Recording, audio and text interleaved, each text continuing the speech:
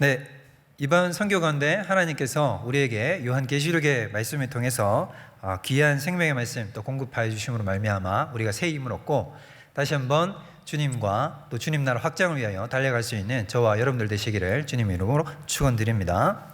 오늘 말씀을 보면 하나님께서는 예수 그리스도를 통하여서 우리 요한계시록의 7 교회 가운데 예수님의 메시지를 전달해 주는 것을 우리가 오늘 볼 수가 있습니다.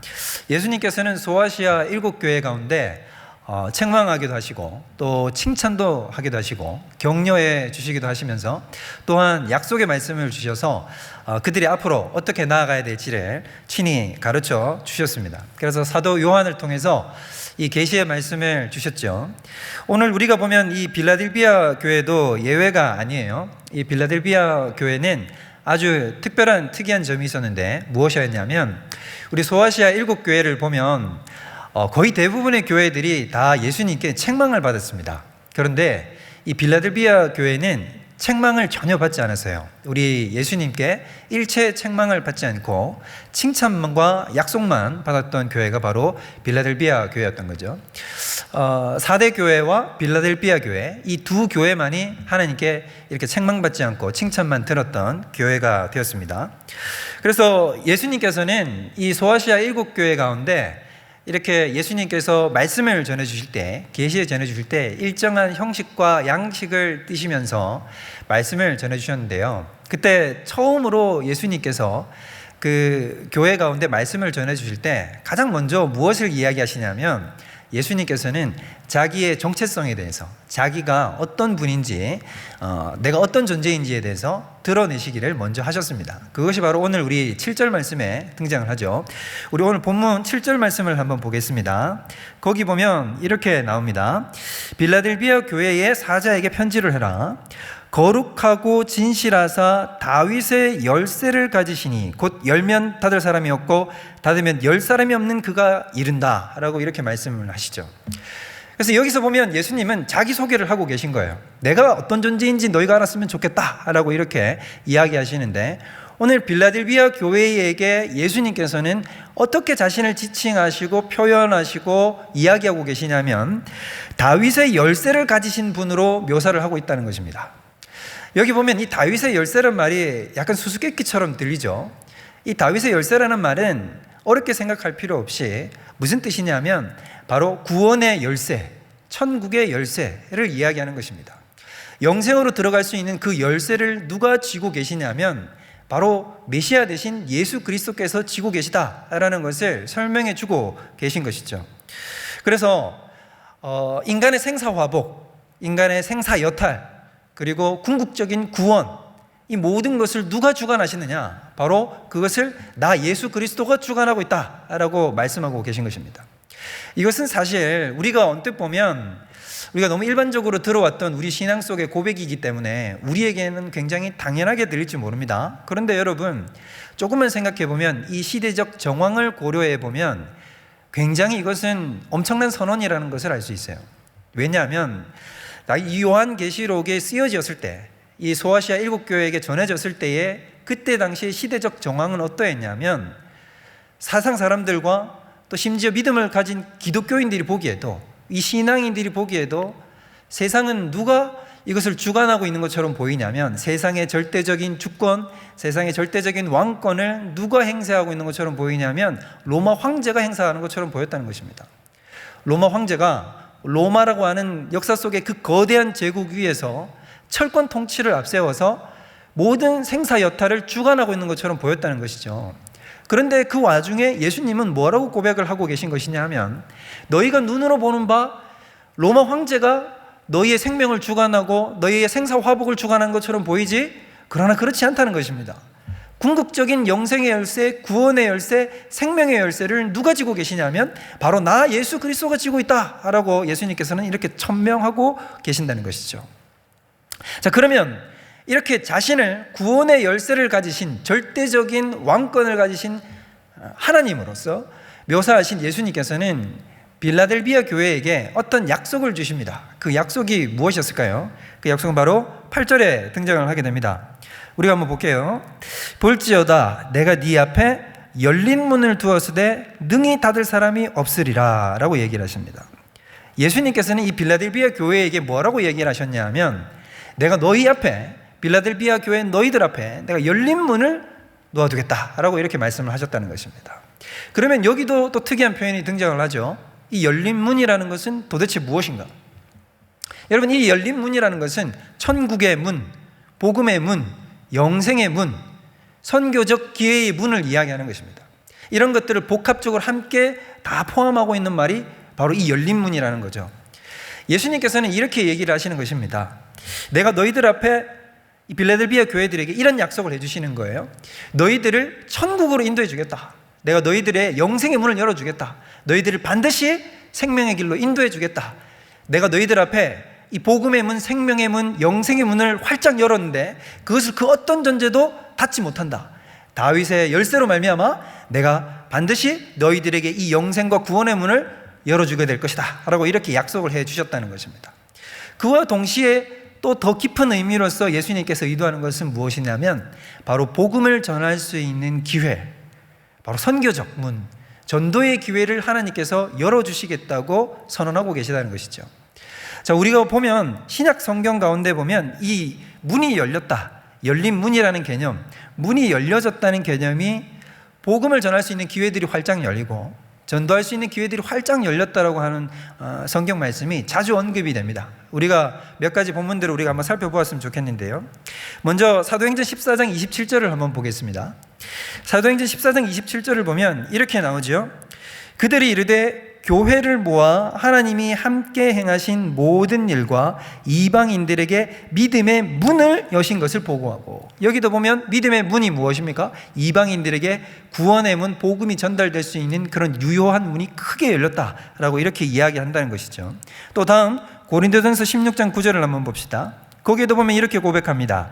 내게 광대하고 유효한 문이 열렸으나 대적하는 자가 많음이라. 이것은 무엇이냐 하면, 바울이 고린도 교회 성도들에게 내가 광대하고 유효한 문, 즉 복음을 전할 수 있는 위대한 기회가 나에게 찾아왔었다. 근데 참 대적하는 자가 많았다라고 이렇게 고백을 하는 장면입니다. 또 고린도후서 2장 12절을 우리가 한번 봅시다. 고린도후서 2장 12절에도 보면 내가 그리스도의 복음을 위하여 드로아의 이름에 주 안에서 문이 내게 열렸으되라고 이렇게 고백을 합니다. 이 드로아에서 바울이 겪었던 경험이 뭐였냐면, 그 드로아라고 하는 곳에서도 바로 복음을 전할 수 있는 이 선교적 기회가 아주 광대하게 열렸던 것을 표현하고 있는 말이 이 문이 열렸다라고 표현을 하죠. 이 결정적으로 골로새서 4장 3절을 보면 이렇게 나오죠. 또한 우리를 위하여 기도하되 하나님이 전도할 문을 우리에게 열어주사 그리스도의 비밀을 말하게 하기를 구하라. 내가 이 일 때문에 매임을 당하였다라고 이렇게 얘기를 한다는 것입니다.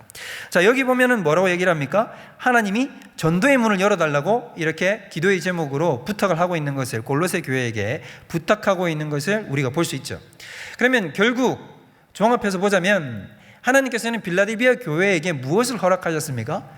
바로 영생의 문을 허락하셨고 복음의 문이 활짝 열릴 것을 허락하셨고, 또한 그 빌라델비아 교회를 통해서 하나님의 영생과 생명과 구원의 말씀이 온 땅 가운데 퍼져나갈 수 있는 그런 위대한 선교적 기회를 빌라델비아 교회에게 허락하시겠다는 바로 그 약속을 하나님께서 주셨다고 하는 것입니다.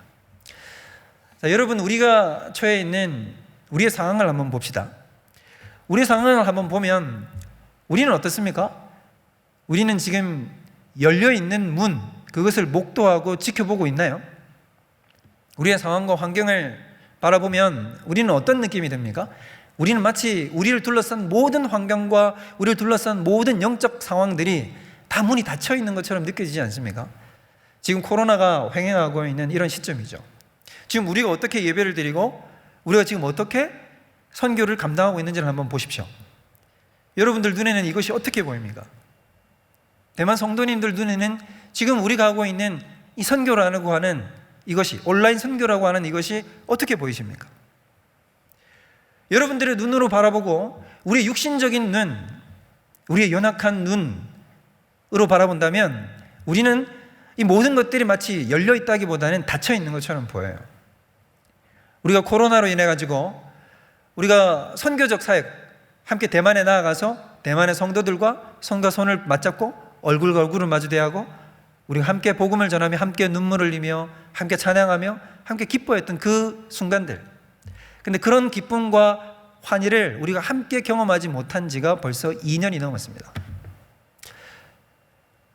그것뿐입니까, 여러분? 지금 대만에는 확진자 수가 굉장히 많이 늘어났습니다. 5월 11일 이후로 확진자들이 하루에 몇백 명씩 쏟아져 나오는 상황을 맞이했어요. 그래서 대면 예배를 할 수 없는 지경에 이르렀습니다. 셧다운이 되었고 사람들이 전부 다 온라인 예배로 갑작스럽게 전환이 되게 되었죠. 그래서 예배 가운데 나아가지 못합니다.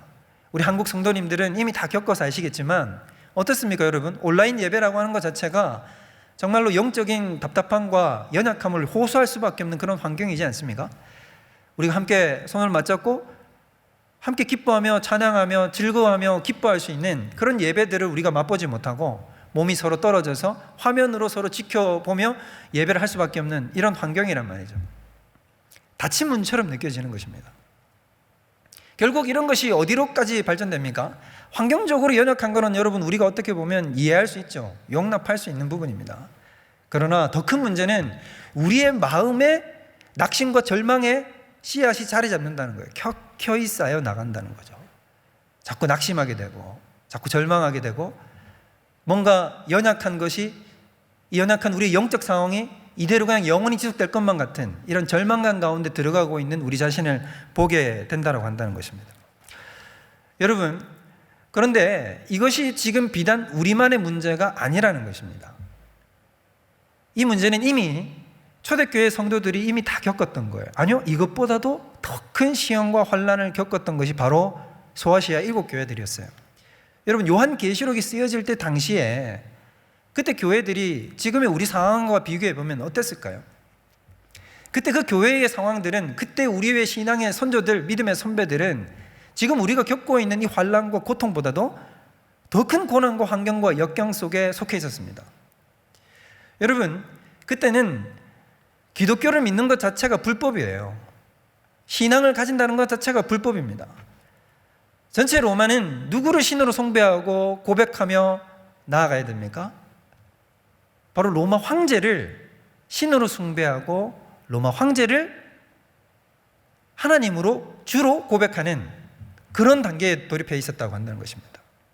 그래서 어떻게 됩니까? 많은 사람들은 황제를 억지로 주로 고백할 수밖에 없고요.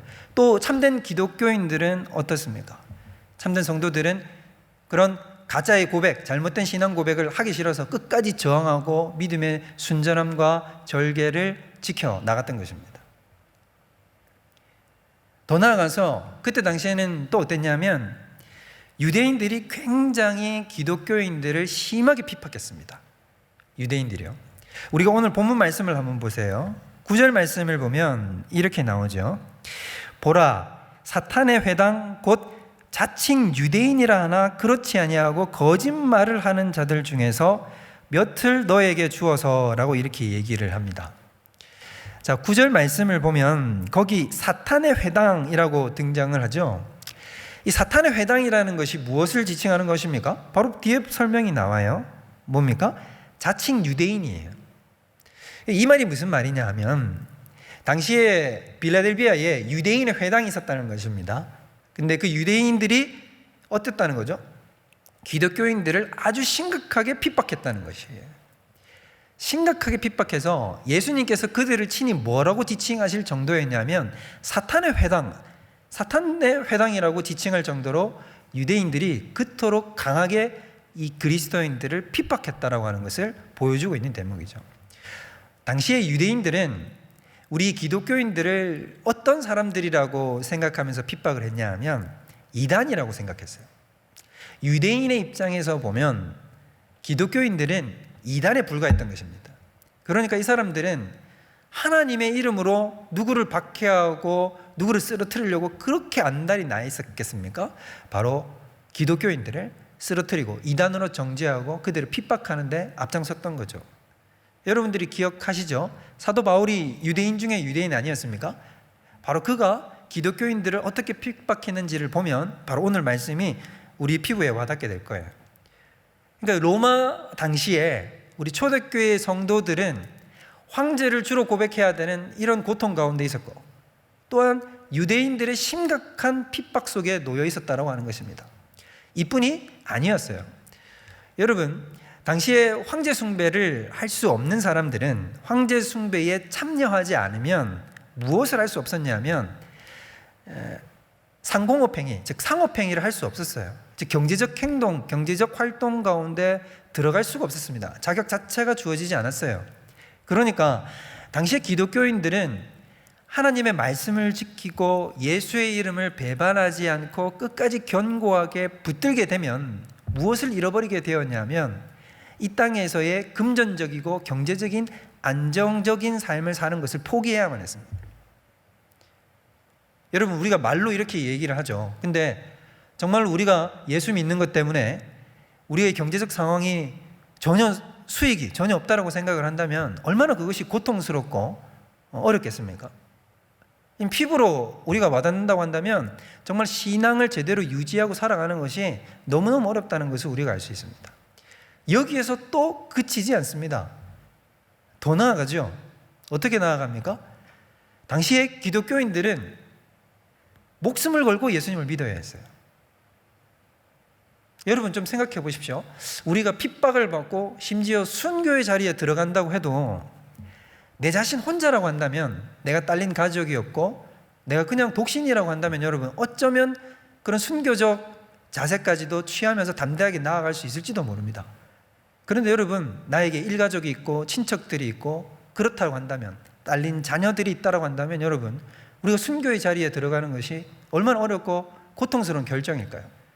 반대로 생각해 봅시다. 나와 그렇게 절친하던 내 가족과 친지와 내 형제 자매들이 죽어가는 환경을 내가 보고 있어야 된다는 것입니다. 여러분, 그것이야말로 얼마나 큰 고통과 환난인가에 대해서는 여러분 우리가 굳이 깊이 말하지 않아도 우리가 다 알 수 있을 것입니다. 이와 같이 지금 우리가 겪고 있는 이 환난과 고통뿐만 아니라 당시의 유대인들도, 당시의 기독교인들도, 우리의 신앙의 선배들도 우리보다 더하면 더했지 덜한 고통을 당하지 않았다는 거예요. 훨씬 더 심한 고통, 훨씬 더 심한 어려움 가운데 놓여 있었다고 하는 것입니다. 그런데 하나님은 뭐라고 얘기를 하시죠? 바로 역전의 말씀, 그렇게 신음하고 있는 그들, 연약해져서 쓰러질 것 같은 그 빌라델비아 교회 성도들, 초대교회 성도들에게 예수님께서는 무엇이라고 얘기하고 있냐면, 아니다, 내가 너희들에게 열린 문을 허락했다. 내가 너희들에게 구원의 문을 활짝 열었고 영생의 문을 활짝 열었고 선교적 기회를 활짝 열어놨다 라고 이렇게 말씀을 하고 계신다는 것입니다. 여러분, 이것이 비단 빌라델비아 교회에게만 말씀하시는 것일까요? 그렇지 않다는 거예요. 여러분, 우리가 이 환경만을 바라본다고 한다면 우리는 육신의 눈으로 볼 때 완벽하게 모든 것이 닫혀있는 것만 보게 됩니다.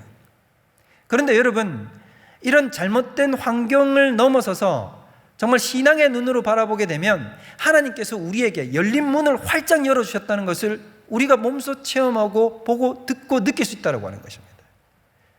여러분, 그래서 환경의 위기 앞에서 불신앙은 장애물을 바라봅니다. 환경의 위기 앞에서 불신앙은 장애물을 바라봐요. 그렇지만 진정한 믿음은 무엇을 봅니까? 기회를 봅니다.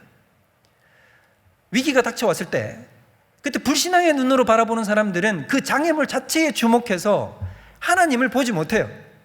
그런데 여러분, 진정한 믿음을 가진 믿음의 용사들은 그 환경과 고통 앞에서 무엇을 보냐 하면 하나님이 주신 새로운 열린 문을 바라보게 되고 하나님이 주신 기회를 볼 수 있는 눈이 열려 있다는 것입니다. 바로 빌라델비아 교회에게 하나님께서 그런 열린 문을 허락하셨던 거죠. 여러분, 우리가 다윗을 한번 보십시오. 다윗이 골리앗이 전쟁터의 한가운데 서 있는 것을 보았습니다.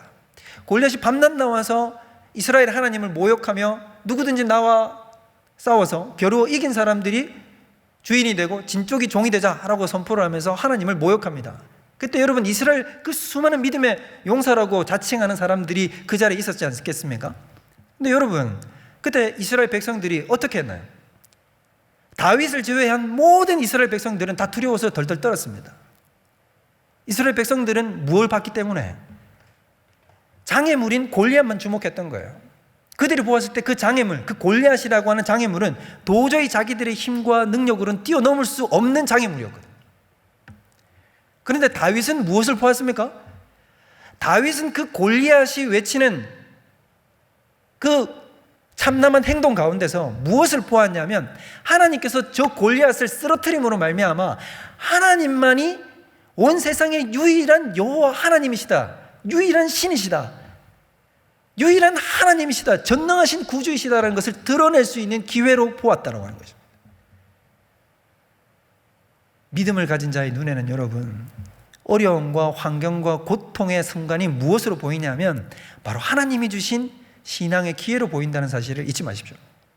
여러분, 모세를 볼까요? 모세가 이스라엘 백성들을 출애굽시켜서 비아이론 맞은편으로 데리고 갔죠. 그곳에서 무엇에 이르렀습니까? 홍해 앞바다에 이르렀어요. 근데 마침 누가 뒤에 쫓아옵니까? 애굽 군대가 뒤쫓아와요. 근데 그 애굽 군대를 바라보고 앞에 놓인 홍해를 바라보았을 때 또 이스라엘 백성들은 다 하나같이 어떻게 하냐면 그 장애물인 홍해와 애굽 군대만을 바라보는 거예요. 신앙의 눈으로 이 상황을 지켜볼 수 있는 눈들이 없었던 거죠. 그 불신앙의 눈으로 바라보면 뭐밖에 보이지 않냐면 우리를 죽일 수밖에 없는 애굽 군대와 도저히 앞으로 나아갈 수 없는 이 거친 홍해 앞바다밖에 안 보이는 겁니다. 그러나 여러분, 믿음으로 깨어있는 한 사람이 있었죠. 바로 누굽니까? 모세였습니다. 모세는 무엇이라고 얘기했습니까? 두려워하지 말고 너희는 가만히 있어 여호와의 구원을 보아라. 오늘 너희를 위해서 일하시는 여호와 하나님을 바라보아라. 너희가 오늘 보는 저 애국 군대를 너희가 영원히 다시 보지 못하리라. 왜 그렇습니까? 하나님께서 그들을 다 수상시켜서 온 천지에 나 여호와가 하나님임을, 유일한 하나님임을 드러내겠다라고 하고 바로 그것을 모세는 듣고 보고 믿었기 때문인 것입니다.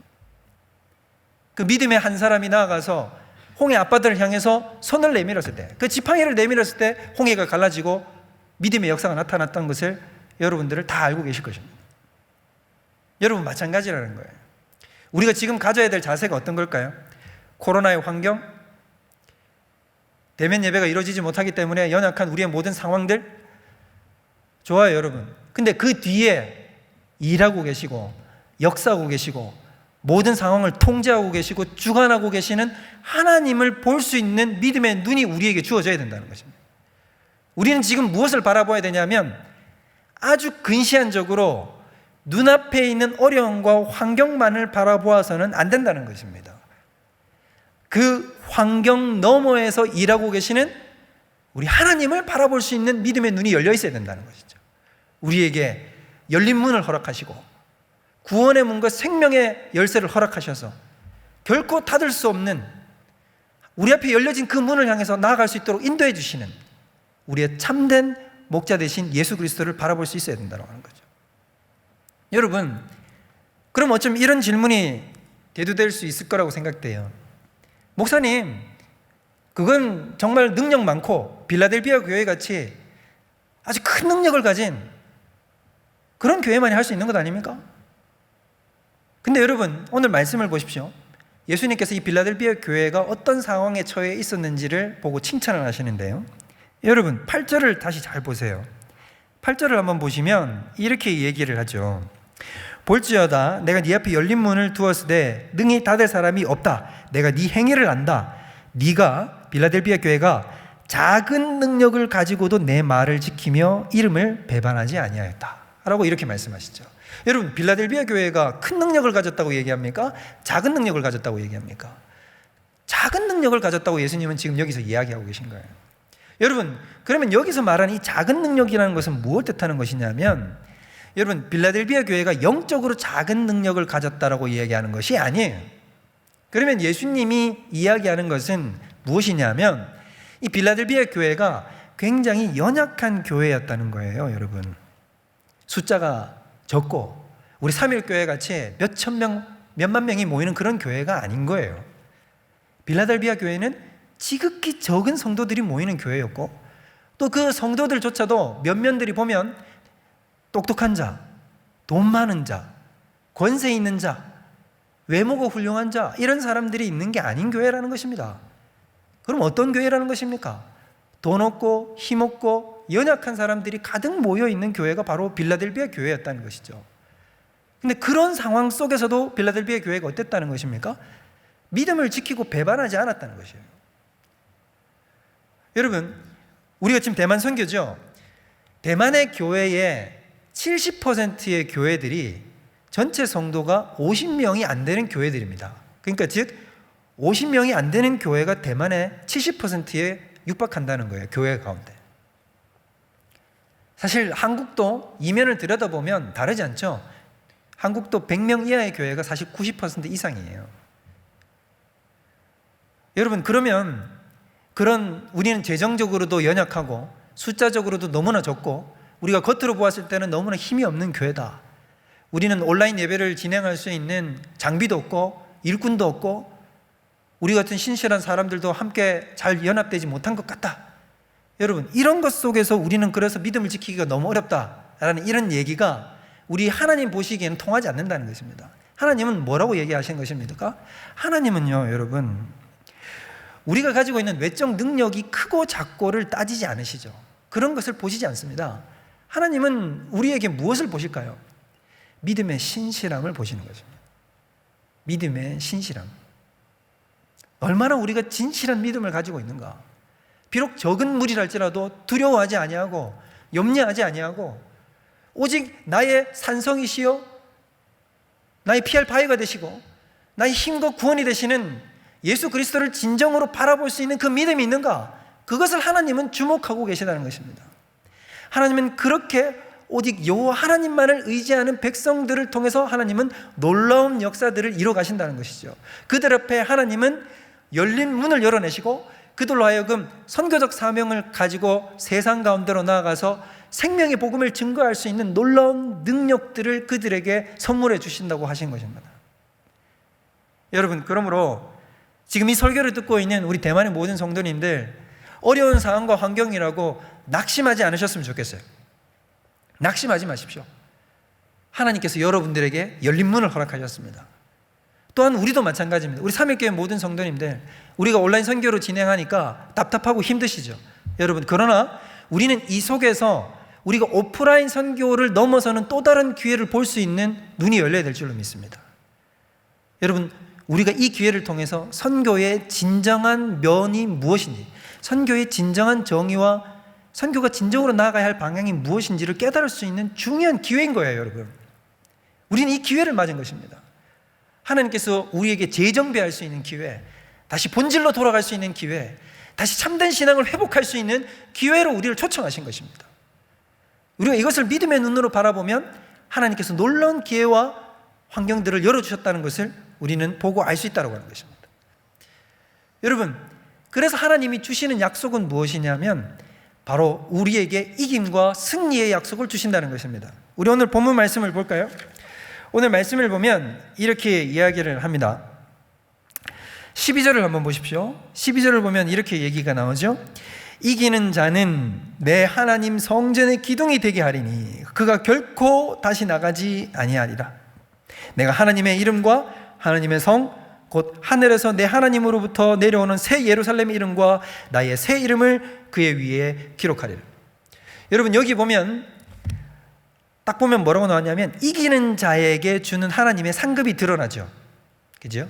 근데 여러분, 이 이기는 자라는 표현이 요한계시록 7교회의 아주 중요한 대목입니다. 여러분, 이 이기는 자라는 표현은 요한계시록 7교회, 우리 소아시아 7교회 가운데 한 교회도 빠지지 않고 다 약속으로 주어져요. 나중에 여러분들 한 번씩 찾아보세요. 지금 이 시간엔 다 찾지 않겠습니다. 근데 여러분, 한 교회도 빼놓지 않고 이기는 자에게는, 이기는 자에게는, 이기는 자에게는, 이기는 자에게는, 이기는 자에게는 이렇게 이야기하신다는 것입니다. 근데 여러분, 언뜻 보면 이게 어떻게 보여요? 우리가 딱 그냥 성경을 읽으면 느낌이 어떻게 다가오냐면 딱 조건절로 느껴지죠. 조건부. 네가 이기면, 네가 신앙을 통해서 환난과 고통과 역경을 이기면 내가 이렇게 해주겠다라는 뜻으로 느껴집니다. 근데 여러분, 말씀의 본질은 그게 아니에요. 말씀의 진의는 바로 이런 것입니다. 하나님께서는 지금 이 땅에 있는 교회, 소아시아 7교회를 통해서 하나님은 이 땅에 있는 모든 교회를 대표하여서 말씀하고 계신 것이에요. 이 땅의 교회는 바로 이길 수밖에 없다라고 표현하고 계신 것입니다. 왜 그런 것입니까, 여러분? 교회는 이길 수밖에 없다라고 하는 그 이유는 바로 교회의 머리 대신 이 땅의 교회의 머리 대신 바로 예수 그리스도께서 이기셨기 때문인 것입니다. 우리의 머리 되시고 우리의 주관 되시고 우리의 대장 되시는 예수 그리스도께서 어떻게 하셨기 때문인 것입니까? 예수 그리스도께서 사망과 죽음의 권세를, 죄악의 권세를 깨뜨리시고 죽이시고 십자가의 권세로 멸하시고 친히 승리하셨다는 것입니다. 한 육체는 여러분, 머리와 몸이 따로 놀 수 없죠. 교회의 머리는 곧 예수 그리스도이시며 우리는 그의 몸이게 되는 것입니다. 그러므로 교회는 한 몸인 것입니다. 머리가 승리했기 때문에 몸도 따라서 그 승리의 영광을 쟁취하는 거예요. 머리가 지면 몸도 지는 것입니다. 그러나 여러분, 누가 이기셨어요? 예수 그리스도께서 이기셨어요. 그러므로 너희는 두려워하지 말라. 보라, 내가 세상을 이기었노라. 그러므로 너희는 두려워하지 말라. 보라, 내가 세상을 이기었노라. 예수님은 우리에게 뭐라고 얘기하셨냐면 내가 세상을 이겼다라고 얘기하고 계신 것입니다. 그러므로 이 땅의 교회도 질 수 없습니다. 이것은 조건적으로 주어지는 약속이 아니라 무조건적으로 주어지는 약속인 것입니다. 내가 반드시 너희를 이기게 하고 이 땅의 교회를 모든 사단의 권세와 공중 권세 잡은 자들과 이 땅에 주관하는 모든 권세로부터 이기게 만들어서 사망도 너희를 주장하지 못하고 코로나도 너희를 주장하지 못하고 모든 아픔도 너희를 주장하지 못하고 모든 죄악과 타락의 역사도 너희를 주관하지 못하고 오직 내가 너희의 주인이며 내가 너희의 머리이며 내가 너희의 주관자 되어서 내가 너희를 반드시 이기게 만들고야 말리라 라고 선언하고 있는 것이 바로 오늘 이 대목이라고 하는 것입니다. 그러므로 여러분, 믿음을 가지십시오. 믿음의 눈을 드십시오. 우리는 이겼습니다, 이미. 그리고 이길 것입니다. 교회는 이깁니다. 교회는 이 땅 가운데 절대로 무릎 꿇지 아니하고 절대로 이 땅의 환난 가운데 엎드러지지 아니하고 교회는 반드시 이겨서 주님 다시 오실 길을 예비하는 그 일에 쓰임받는 것이 바로 이 땅의 교회인 것입니다. 그러면 여러분, 대만의 모든 성도님 여러분, 3일의 모든 성도님 여러분, 하나님은 여러분들을 통해서 놀라운 역사를 일으켜내실 것입니다. 여러분들을 통해서 하나님의 놀라운 역사를 이 땅 가운데 펼쳐내실 것입니다. 그것을 믿으십시오.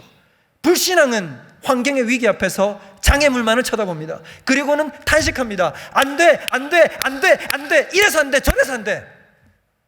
여러분, 안 될 이유는 천 가지 만 가지예요. 그러나 성공할 수 있고 될 수 있는 이유는 딱 한 가지밖에 없습니다. 오직 우리 구주 예수 그리스도. 성공할 수 있는 이유가 있습니까? 삼일교회가 무엇을 내세워서 성공할 수 있습니까? 성도 수가 많아서요? 재정이 많아서요? 우리가 그것으로 세상에서 승리할 수 있습니까? 우리가 믿음이 좋아서 승리할 수 있나요? 여러분, 우리는 승리할 수 있는 이유를 가진 게 하나도 없어요. 우리는 실패할 수 있는 이유만 수천 가지를 가지고 있어요. 우리는. 그러나 우리에게는 딱 한 가지가 있단 말입니다. 무엇입니까, 여러분? 승리할 수 있는 유일한 이유, 바로 예수 그리스도를 우리가 소유했다는 사실인 것입니다. 이것만이 우리의 유일한 길이요, 진리요, 생명이 된 것입니다.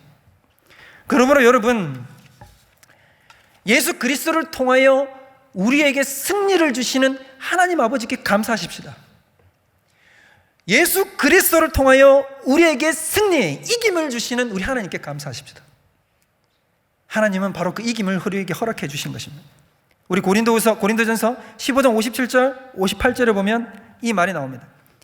우리 주 예수 그리스도를 말미암아 우리에게 승리를 주시는 하나님께 감사하노니, 우리 주 예수 그리스도로 말미암아 우리에게 승리를 주시는 하나님께 감사하노니, 그러므로 내 사랑하는 형제들아, 견실하며 흔들리지 말고 항상 주의 더욱 힘쓰는 자들이 되라.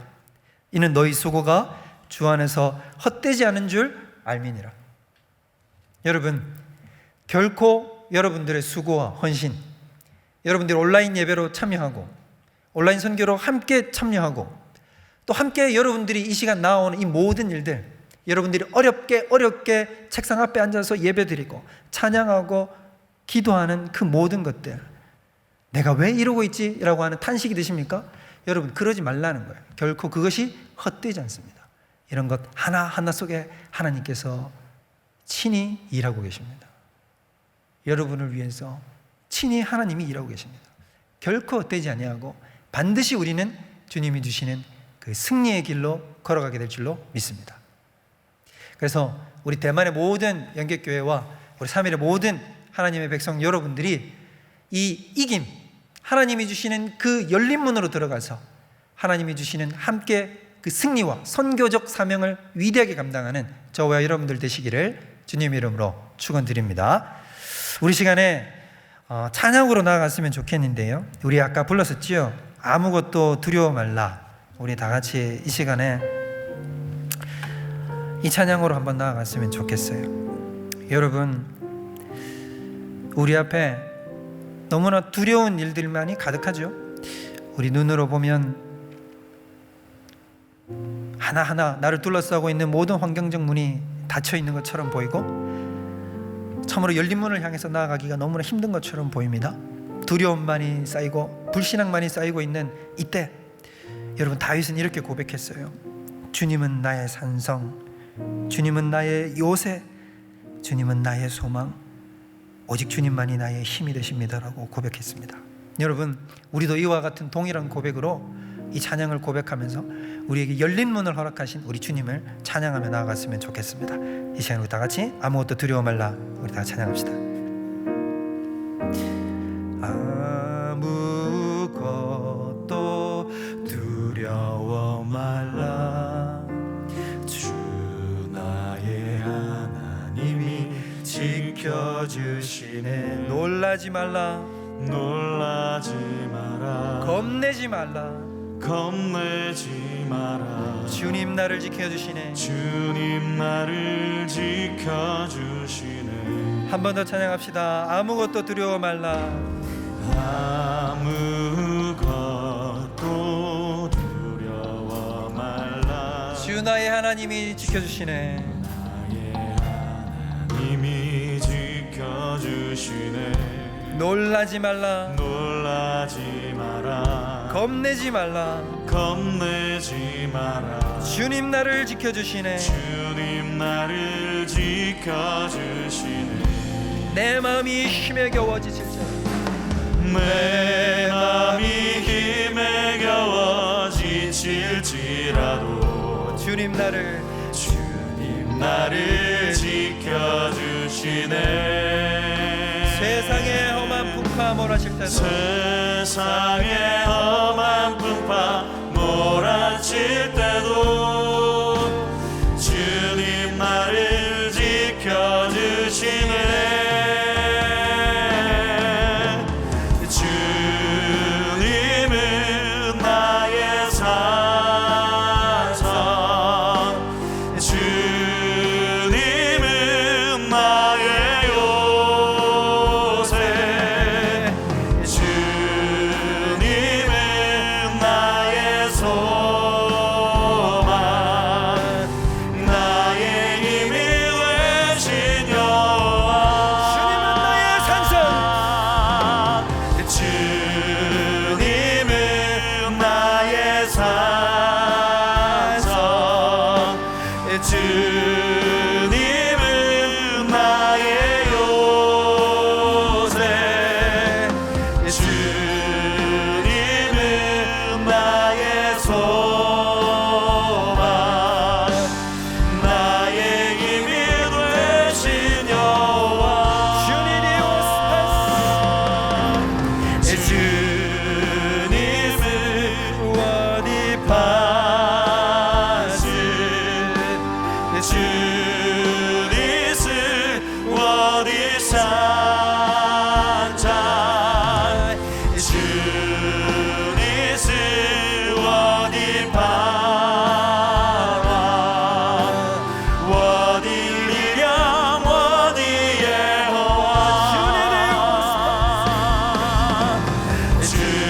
주니스 어디 판스, 주니스 어디 샨장,